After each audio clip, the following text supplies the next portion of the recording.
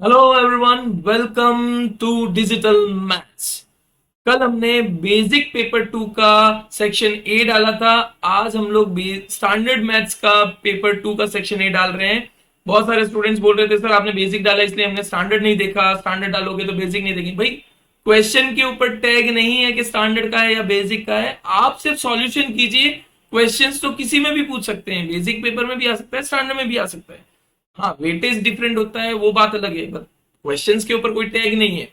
So no worries, आप कीजिए, सभी को शेयर कीजिए, मैक्सिमम स्टूडेंट्स को शेयर कीजिए, आगे से आगे भेजिए ताकि सब लोग इसका फायदा उठा सके, सबको मिल सके। सो गाला 2025 का स्टैंडर्ड का हम लोग पेपर 2 सॉल्व कर रहे हैं। तो let's begin section A paper 2। First question, the greatest 5 digit integer divisible by 93। देखो, आपको 5 डिजिट नंबर जो 93 से डिवाइड होता हो ऐसा ढूंढना है। तो एक तो आप ऑप्शन वाइज जा सकते हो कि ऑप्शन वाइज सॉल्व कर लो कि 99 से डिवाइड कौन सा होगा। अगर ऑप्शन वाइज नहीं जाना है, भाई 93 से दो नंबर भी हो सकते हैं, डिवाइड हो सकते हैं, सब कुछ हो सकता है। अगर ऑप्शन वाइज नहीं जाना है तो आप क्या कर सकते हो, भाई डायरेक्टली 5 डिजिट नंबर क्या है, 99999। ठीक है, इसको आप 93 से डिवाइड कर लो। तो 93 से डिवाइड कर रहा हूं, 93 बन जा 93, माइनस किया 69। भाई एक 9 मैंने नीचे उतारा तो भी नहीं आया, तो 0 से किया तो अगेन मैं एक 9 उतारूंगा। तो 93 इंटू, अगर मैं करूं नियर अबाउट 5, तो 15 1 45 46 नहीं, 93 6 जा 6 3 जा 18 1 54 55, 93 7 जा 1 2 63 65। तो यस, हम लोग बोल सकते हैं कि 93 7 जा दैट इज 651। तो दिस इज 651 माइनस अगर मैं कर देता हूं तो 848, फिर एक 9 में उतार दूंगा क्योंकि एक 9 बचा है मेरे पास जिसको मैं नीचे उतार सकता हूं। तो एक 9 उतारा लास्ट। सो 93 इंटू, अगर हम लोग देखें तो ये 465 दैट इज 93 5 1075 लास्ट, उसके बाद रिमाइंडर बच जाएगा 465। अगर मैं बोलता हूं तो 424 इज द रिमाइंडर। मतलब 99999 में से मैं 24 माइनस कर दूं तो ये मेरा आंसर आएगा 57999 means 9975 is the highest greatest 5 digit number, 5 digit integer number which is divisible by 93। दूसरा ऑप्शन से भी कर सकते हो, लेकिन ऑप्शन से करने में देखो ये वाला ऑप्शन भी 93 से डिवाइड होता है, तो ऑप्शन से करने में तो ये आंसर भी आ जाएगा। इसलिए थोड़ा सा ध्यान रखना है, डायरेक्टली हाईएस्ट 5 डिजिट नंबर को ले लो और फिर डिवाइड कर लो। थोड़ी सी मेहनत है लेकिन 1 मार्क्स भी तो मिलेगा, तो चाहिए कि नहीं चाहिए? यस। चलो, dash is the polynomial with 0 7 and 4। भाई अब ऑप्शंस दिए हुए हैं, हर एक ऑप्शन के अंदर 4 या 7 रख दो, आंसर मिल जाएगा। पर मैं ये बोलता हूं जीरोस दिए हुए हैं, मींस अल्फा प्लस बीटा आपका हो गया 11 और अल्फा इंटू बीटा हो गया 28। बोलेंगे सर अल्फा बीटा क्या है, तो अल्फा को ले लो आप 7 और बीटा आपका हो गया 4। तो अल्फा प्लस बीटा, तो इक्वेशन का एक जनरल फॉर्म आपको पता होगा, एक्स स्क्वायर माइनस, देखो मैं समझा रहा हूं इसलिए थोड़ा टाइम लूंगा, बट जिसको आता है वो स्पीड, भाई आपकी स्पीड बढ़ा लो, यूट्यूब पे आराम से देख सकते हो। तो इक्वेशन बनता है X square minus alpha plus beta x plus alpha beta. तो अल्फा प्लस बीटा क्या है मेरा 11x प्लस अल्फा बीटा क्या है 28। तो ये देख लो, first option A is the correct answer. Option A जो है करेक्ट आंसर है, ध्यान रखो। Next question number 3, for a given pair of linear equation two variable, if a1 upon a2 is not equals to b1 upon b2 then pair of equation is, देखो ये linear pairs की condition है, a1 upon a2 is not equals to b1 upon b2, तो ये होगा unique solution. अब मैं बता दूं आपको, सारी कंडीशंस बता देता हूं यहाँ पे। अगर दो इक्वेशन है a1x plus b1y plus c1 equals to 0, a2x plus b2y plus c2 equals to 0, तो a1 upon a2 is not equal to b1 upon b2, तो यूनिक सॉल्यूशन, यूनिक मतलब वन सॉल्यूशन। ठीक है, वन सॉल्यूशन, तो क्या हो जाएगा one solution. अगर a1 upon a2 equals to b1 upon b2 equals to c1 upon c2, तो हो जाएगा इन्फिनाइट सॉल्यूशन। और a1 upon a2 is equals to b1 upon b2 is not equal to c1 upon c2, तो zero solution, एक भी solution नहीं होंगे। तो ये कंडीशन, तीनों कंडीशन मैंने समझा दी, बट यहां पे जो आंसर है वो यूनिक सॉल्यूशन का आंसर है। सो वो ध्यान रखना है, it is unique solution. If alpha and beta are the roots of the equation, भाई ये इक्वेशन दिया है उसके रूट से अल्फा एंड बीटा, और आपको बोला गया है फाइंड करो कि भाई अगर alpha plus beta equals to alpha minus beta, मतलब अल्फा डॉट बीटा है, तो के की वैल्यू क्या होगी। तो मैं बेसिकली अगर हम लोग ध्यान से देखें तो क्या हो जाएगा कि alpha plus beta equals to alpha beta, यानी minus B by A equals to C by A, ये आपका सेकेंड चैप्टर की कंडीशन। ए से ए कैंसिल हो गया, तो minus B by A means minus 2k plus 1, ठीक है, equals to minus K plus 5।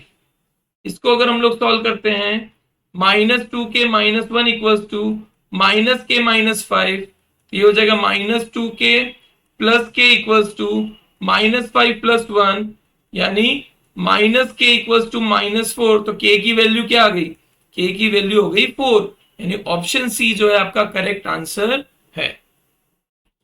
Next question number 5। देखो यहां पे अगर आप ध्यान से देखो 1 plus 2 plus 3 plus up to 50, ये आपकी एक एपी हो गई, ठीक है, मान लो, plus 49 plus 48 plus so on, अगर आप देखोगे तो ये हो गई आपकी दूसरी एपी।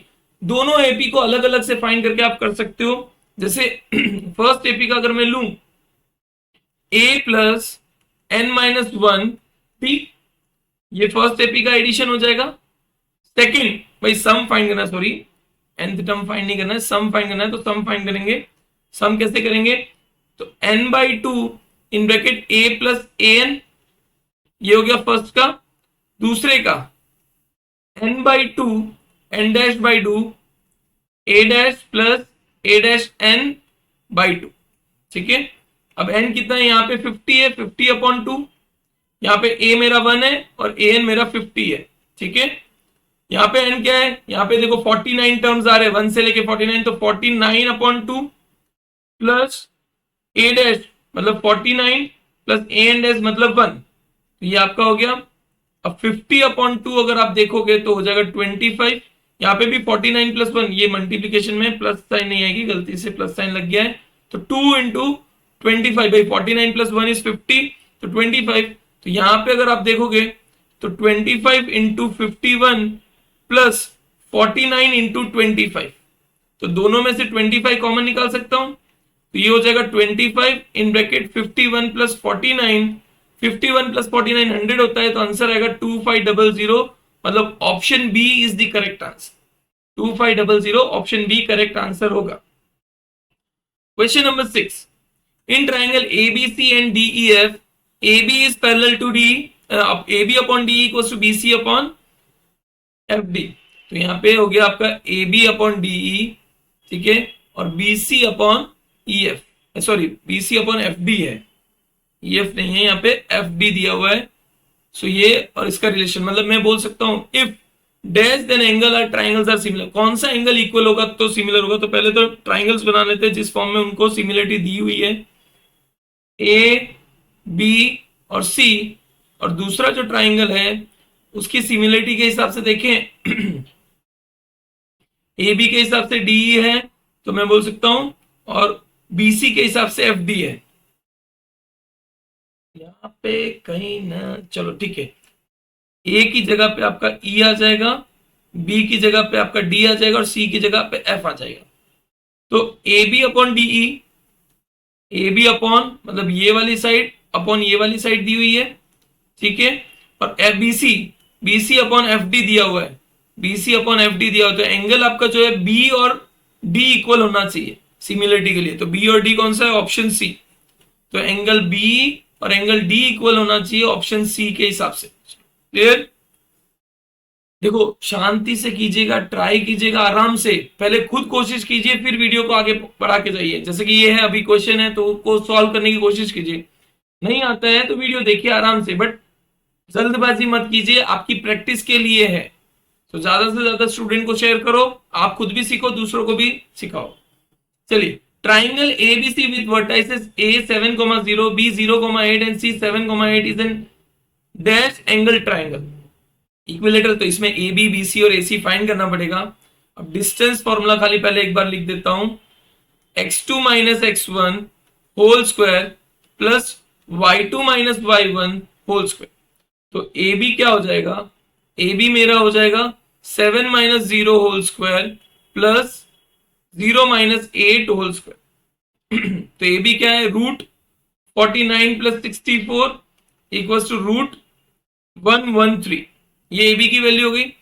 बीसी, बीसी आपका क्या हो जाएगा, तो 7 minus 0 whole square plus 8 minus 8 whole square. तो डायरेक्टली बीसी हो जाता है 7 यूनिट, क्योंकि 8 माइनस 8 तो 0 हो जाएगा और 7 का स्क्वायर और उसका रूट यानी 7 यूनिट। देन सी डी हम लोग लेते हैं एसी, एसी हो जाएगा 7 minus 7 whole square plus 8 minus 0 whole square. तो यहां पे अगेन 8 का होल स्क्वायर, 7 माइनस 7 0, तो यानी 8 यूनिट हो जाएगा। तो अगर आप ध्यान से इसको देखो so A B square equals to A C square plus B C square बन रहा है, क्योंकि ए बी का स्क्वायर हो जाएगा 113, ए सी का स्क्वायर हो जाएगा 64 और बी सी का स्क्वायर हो जाएगा 49। तो ये वाला सेटिस्फाई हो रहा है, मतलब राइट एंगल ट्राइंगल बन रहा है, इट इज 90 डिग्री। तो आंसर क्या आएगा, राइट एंगल ट्राइंगल, क्योंकि अगर पाइथागोरस थ्योरम को फॉलो करता है तो राइट एंगल ट्राइंगल बनता है, तो 90 डिग्री वाला ट्राइंगल बनेगा। Sine theta equals to A upon B, तो कॉस थीटा क्या होगा। देखो साइन थीटा अगर आपको दिया हुआ है ए अपॉन बी, मतलब अगर राइट एंगल ट्राइंगल में हम लोग देखें साइन थीटा क्या होता है, परपेंडिकुलर अपॉन हाइपोटेनस। तो साइन थीटा मान लो ये थीटा है, तो ये हो गया ए और ये हो गया आपका बी। तो आपको बेस चाहिए, क्योंकि कॉस थीटा क्या होता है, कॉस थीटा होता है बेस अपॉन हाइपोटेनस। तो बेस क्या होगा, तो A square plus base square equals to B square, base square equals to B square minus A square. तो बेस कितना हो जाएगा, root B square minus A square. तो यहां पे आपका बेस हो जाएगा root B square minus A square upon hypotenuse, hypotenuse मतलब बी। तो ऑप्शन ये दिया हुआ है under root B square minus A square upon B is the correct answer. Next question number 9, oh 9 and 10, चलो कोई बात नहीं, explain we can go with. Quadrilateral ABCD circumscribe a circle if A B. देखो एक quadrilateral है जो circle को circumscribe कर रहा है, मतलब इस तरह से है। ये आपके टेक्स्ट बुक के चैप्टर के अंदर का सम दिया हुआ है, ए बी सी डी मान लो, और ए बी की वैल्यू दी हुई है आपको 7.2, बी सी की वैल्यू दी हुई है 8.5 और डी ए की वैल्यू दी हुई है 6.9 और सी डी फाइंड करना है। ठीक है, ये चैप्टर में सॉल्यूशंस क्या होता है, जैसे कि अगर आप ऑपोजिट साइड का addition A B plus C D करते हो, that is equals to A D plus B C. ये फॉर्मूला आपके इक्वेशन में हमने सॉल्व किया हुआ है, चैप्टर सर्कल जो चैप्टर है उसके अंदर ये सॉल्यूशन है, और ये 3 मार्क्स क्वेश्चन में भी आता है, बट यहाँ पे डायरेक्ट 1 मार्क्स में दिया सॉल्यूशन के लिए। तो आप क्या करोगे, ए बी की वैल्यू डाल दो 7.2, सी डी आपको फाइंड करना है, ए डी आपको दिया हुआ है 6.9, बी सी आपको दिया हुआ है 8.5। तो इसको सॉल्व करोगे तो यहाँ पे आ जाएगा आपका C D equals to 6.9 plus 8.5 हो जाता है 15.4 माइनस 7.2, यानी आपका हो जाएगा 8.2 इज द आंसर, 8.2 सेंटीमीटर। तो ये आपका 8.2 दिया हुआ है, तो 8.2 centimetre is the correct answer. Question number 10 को अगर हम ध्यान से देखें तो difference of the circumference, difference of the circumference दिया हुआ है कि difference of the circumference and the radius of the circle is 18.5 centimetre, then circumference of the circle is what. अब देखो 2 pi R minus R equals to 18.5 दिया हुआ है, तो मैं आर को कॉमन निकाल सकता हूं। सो आर मेरा अगर कॉमन निकल जाता है तो यहां पे बचेगा 2 पाई माइनस 1 इक्वल्स टू 18.5। तो आर क्या हो जाएगा 22 into 22 upon 7 minus 1 equals to 18.5। तो अगर इसको सॉल्व करते हैं आर इक्वल्स टू, या आर के ब्रैकेट में लगे तो 44 माइनस 7 अपॉन 7 इक्वल्स टू 18.5। तो रेडियस मेरा हो जाता है 18.5, या पाई के फॉर्म में भी अगर मैं छोड़ दूं तो रेडियस मिल जाएगा, तो मुझे circumference let us find out. चलो देखो इसको और इजी तरीके से मैं बता देता हूं, क्योंकि पाई की वैल्यू रखकर करना थोड़ा सा कॉम्प्लेक्स बने इट्स बेटर। यहाँ पे हम लोग डायरेक्टली ले लेते हैं r equals to 18.5 upon 2 pi minus 1। तो सरकमफ्रेंस क्या होता है 2 pi r equals to 2 pi in bracket 18.5 upon 2 pi minus 1। So यहां पे अगर मैं, मुझे लगता है सॉल्व इसको थोड़ा सा अगर हम करें तो better option 2 into 22 upon 7 into 18.5 upon 44 minus 7 into 7। मैंने ये वो ले लिया एलसीएम, 7 7 कैंसिल, तो ये हो जाएगा 44 इंटू 18.5 अपॉन 7 अगर माइनस कर रहे हैं तो 37। तो इसको अगर हमको सॉल्व करना है मल्टीप्लीकेशन करना पड़ेगा। मल्टीप्लीकेशन अगर हम लोग करते हैं दैट इज 44 इंटू 18.5, तो ये आपका आ जाएगा आंसर, दैट इज मल्टीप्लाई करोगे तो 004402335 एंड 044, तो आंसर आपका आता है 465, दैट इज 20, ओके सॉरी 40 नहीं 22 आएगा यहाँ पे, ये हो जाएगा 22, तो 4 9 10 11 1 एंड 1 814, क्योंकि पॉइंट है तो 814 इसको, तो यहाँ पे आप हम लोग लिख देते हैं 814 अपॉन 37। सो डिवाइड बाय अगर 2 करें उसको वापस डिवाइड बाय 37 कर देता हूं, सो ये हो जाएगा आपका 22। सो सरकमफ्रेंस ऑफ दी, भाई थोड़ा सा लेंथी हो जाता है but 22 centimetre is the correct answer, जैसे कि हमको आंसर मिला है 22, 814 divide by 37 22। Question number 11, if the radius of the sphere is doubled, अगर रेडियस डबल कर देते volume becomes dash times the volume of the original sphere. देखो volume क्या होता है तो वो देख लो, volume of a sphere is 4/3 pi R cube. Volume of the sphere is 4/3 pi R cube. अगर मैं रेडियस को डबल कर रहा हूं, बी डैश को मैं 4/3 पाई, रेडियस को डबल किया तो रेडियस क्या हो जाएगा 8 इंटू 4/3 पाई आर क्यूब, क्योंकि 2 का क्यूब 8 होता है, तो 8 टाइम्स ओरिजिनल वॉल्यूम हो जाएगा, जो भी ओरिजिनल वॉल्यूम था, तो 8 टाइम्स आंसर क्या आएगा 8।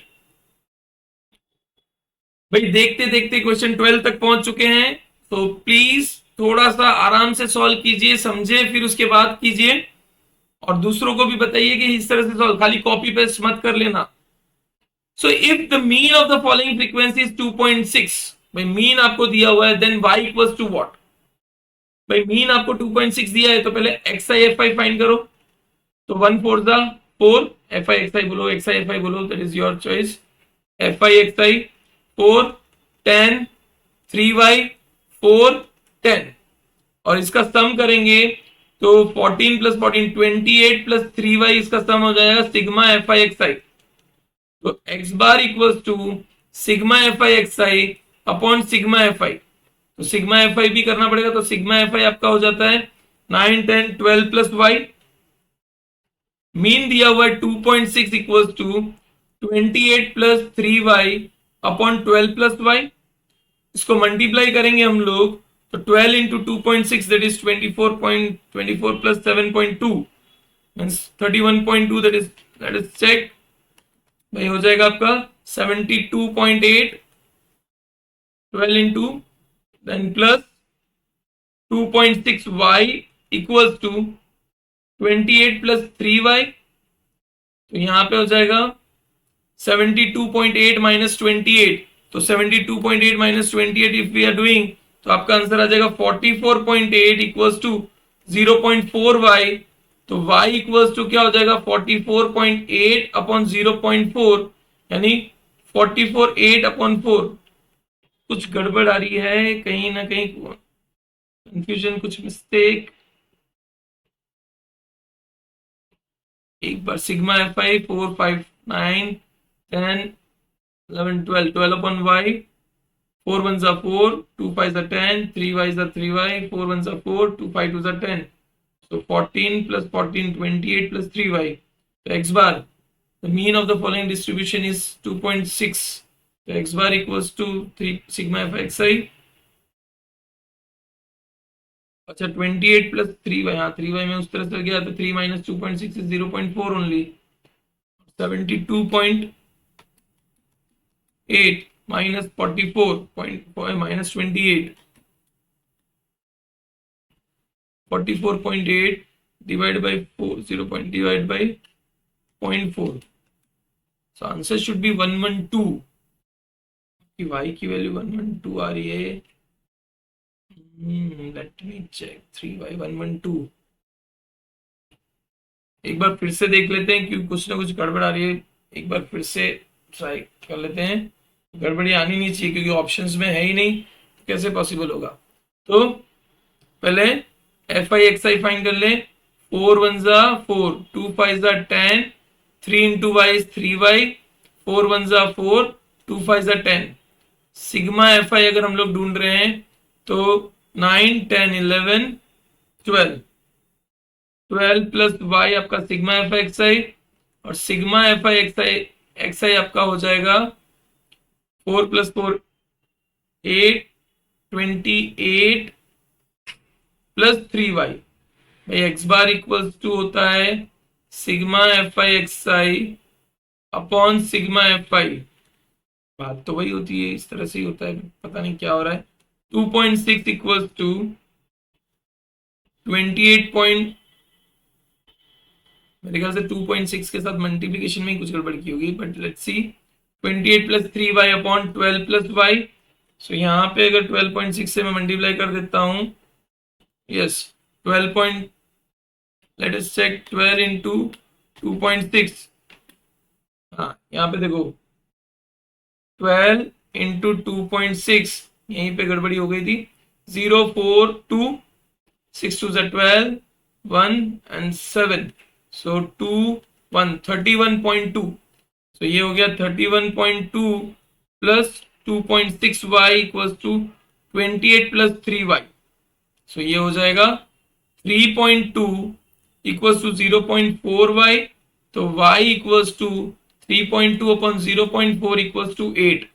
तो ऑप्शन आपका जो y की वैल्यू आ रही थी वो 8 आ जाएगी। दिस इज 8, ऑप्शन में दिया हुआ है वो 8 हो जाएगा। कैलकुलेशन देखो इस तरह से पॉसिबिलिटीज है, जल्दबाजी में कोई भी कैलकुलेशन मिस्टेक हो सकती है, थोड़ा सा ध्यान रखें। क्वेश्चन नंबर 13 ट्रू और फॉल्स पे आ चुके हैं हम लोग। The probability of an impossible event is 0। भाई इम्पॉसिबल इवेंट है तो उसकी प्रोबेबिलिटी 0 ही होगी, तो ट्रू है answer. If 7 is one of the zero of the polynomial X square plus then k equals to, देखो p ऑफ 7 आपको बोला गया 0 है, तो 7 का square plus k into 7 minus 105 equals to 0। 7k equals to 105 minus 49, तो 7k equals to 15 minus 9 6, 9 minus 56। k की value आपकी आनी चाहिए 8, लेकिन यहाँ पे दिया हुआ है 15, तो ये हो जाएगा फॉल्स। k की वैल्यू क्या आनी चाहिए 8 ना कि 15, so false. The discriminant of the equation is 0। देखो d equals to B square minus 4ac, b की वैल्यू मीन्स माइनस 26 का स्क्वायर माइनस 4a का मतलब 1 हो जाएगा यहाँ पे क्योंकि a आपको 1 दिया हुआ है, एंड c इज 169। भाई a यहाँ पे होता है b माइनस 26 और c आपका 169, तो 26 का स्क्वायर हो जाता है 676 माइनस 4 इंटू 169, तो 6 3 24 25 26 7 2 676 7 0, तो ये ट्रू रहेगा। भाई कैलकुलेशन थोड़ा सा ध्यान से कैलकुलेशन, क्योंकि नहीं तो लास्ट सम की तरह गड़बड़ होने के चांसेस बढ़ जाते हैं, so make sure. Question number 16, the perpendicular distance of the 4, -8 from y axis is 8। देखो एक चीज याद रखना, अगर x एक्सिस से आपको डिस्टेंस पूछ रहे हैं तो पॉजिटिव वैल्यू, भाई भले नेगेटिव वैल्यू दी हुई हो तो भी positive value of y coordinate लेना है, और अगर y एक्सिस से डिस्टेंस पूछा है तो positive value of x coordinate लेना है। पर यहां पे तो क्या किया इन्होंने, y एक्सिस से डिस्टेंस 8 दे दिया जबकि 4 आना चाहिए, तो ये फॉल्स रहेगा। इसका आंसर क्या आएगा, फॉल्स। ध्यान रखो x एक्सिस से डिस्टेंस क्या है, y coordinate, positive y coordinate. Y axis से डिस्टेंस क्या है, पॉजिटिव एक्स कोऑर्डिनेट, और नहीं पता चलता है तो उसको प्लॉट कर दो भाई। 4, -8 मतलब एक्स एक्सिस तो पॉजिटिव है, यहाँ पे -8 मान लो, 4, -8, वाई एक्सिस से डिस्टेंस मतलब यहां से यहां तक, यहां से यहां तक क्या है, एक्स कोऑर्डिनेट 4। सो वो भी आपको क्लियर हो जाएगा। In a circle with radius 10 centimeter, the angle of two sectors are 32 degree and 80 degree. Find the ratio of area of these two minor sectors. देखो, area of sector 1 upon area of sector 2 equals to pi r square theta upon 1 in 360 degree. Radius same है तो यहाँ पे भी pi R square theta dash upon 360 degree, तो बाकी सब तो कैंसिल हो जाएगा, सिर्फ बचेगा क्या, 32 डिग्री अपॉन 80 डिग्री। तो दोनों का रेशियो क्या हो गया, 8 4 जा 8 10 जा, दैट इज 2/5। तो रेशियो इज 2:5। रेशियो क्या हो जाएगा, 2:5। कंपलसरी 2:5 फॉर्म में लिखना, सिर्फ 2/5 में छोड़ दोगे तो आंसर रॉन्ग हो जाएगा, क्योंकि उन्होंने रेशियो पूछा है। तो 2:5 is the correct answer. Next, m minus X bar equals to 2, m plus X bar equals to 38। तो प्लस और minus cancel, 2m equals to 40, तो m आपका हो जाएगा 20। ठीक है, और x बार किसी भी एक इक्वेशन में रख दो, m plus X bar equals to 38, तो x बार की वैल्यू क्या हो जाएगी, 38 माइनस 20 यानी 18। अब z की वैल्यू फाइंड करनी, z का फॉर्मूला आपको पता होना चाहिए, empirical formula, z equals to 3m minus 2x bar. तो 3m means 3 into 20 minus 2 into 18, so 60 minus 36 यानी 24। सो मोड z की वैल्यू क्या आ गई, 24। एम्पेरिकल फॉर्मूला याद रखना जरूरी है, ध्यान रखिए, नहीं तो गड़बड़ होने के चांसेस बढ़ जाते हैं, जल्दबाजी में गड़बड़ी हो जाती है, फॉर्मूला रॉन्ग लिख देते हो फिर रॉन्ग आ जाएगा।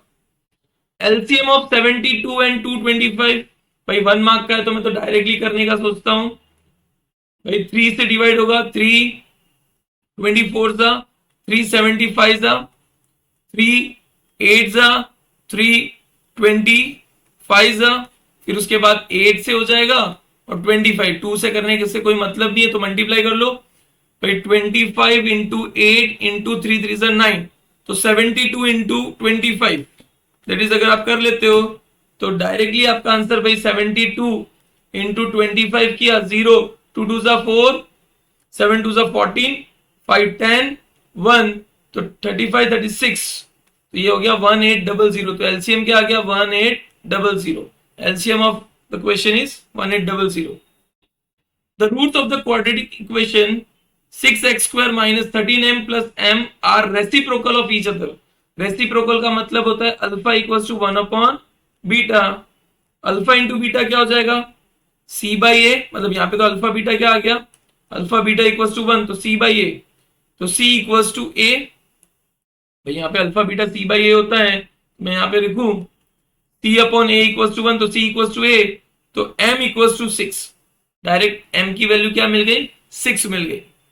क्लियर है, अब तो आपके पास 2m and match the following है, उसके बेस पे the graph of the p of x that is 6x square minus 6x plus 9 intersect the x axis at 2 points, intersect the x axis at 1 point, does not intersect the x axis।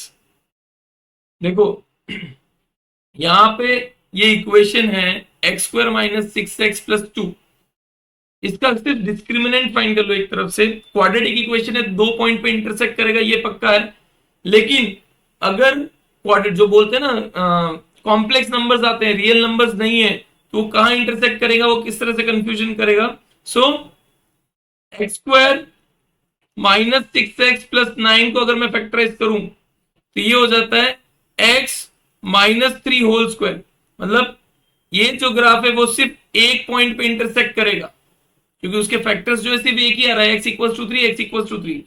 लेकिन ये वाला जो graph है X square minus 13 plus 40, 13x plus 40, 48 5 40, तो ये हो जाएगा x minus 8 x minus 5, मतलब 2 पॉइंट पे इंटरसेक्ट करेगा क्वाड्रेटिक इक्वेशन, तो यहां पे आंसर आएगा a। Clear. Next 1 minus cos square theta होता है sine square theta, 1 plus tan square theta होता है सेक स्क्वायर थीटा। ये आइडेंटिटी याद रखनी है, sine square theta plus cos square theta equals to 1। तो साइन स्क्वायर थीटा क्या हो जाएगा 1 माइनस कॉस स्क्वायर थीटा, और ये तो डायरेक्टली आइडेंटिटी दी हुई है 1 plus tan square theta is sec square theta. तो यहां पे हमारा section A of paper 2 complete होता है। इसी तरह से सारे पेपर्स हम लोग अपलोड कर देंगे, लेकिन आपका साथ सपोर्ट चाहिएगा। लाइक करो, शेयर करो, कमेंट करो, और चैनल को सब्सक्राइब नहीं किया है तो सब्सक्राइब भी कर लो। इसी तरह से आपको पूरा काला पेपर सॉल्यूशन मिल जाएगा। बस देखते रहिए, शेयर करते रहिए, सबको दिखाते रहिए। Thank you very much.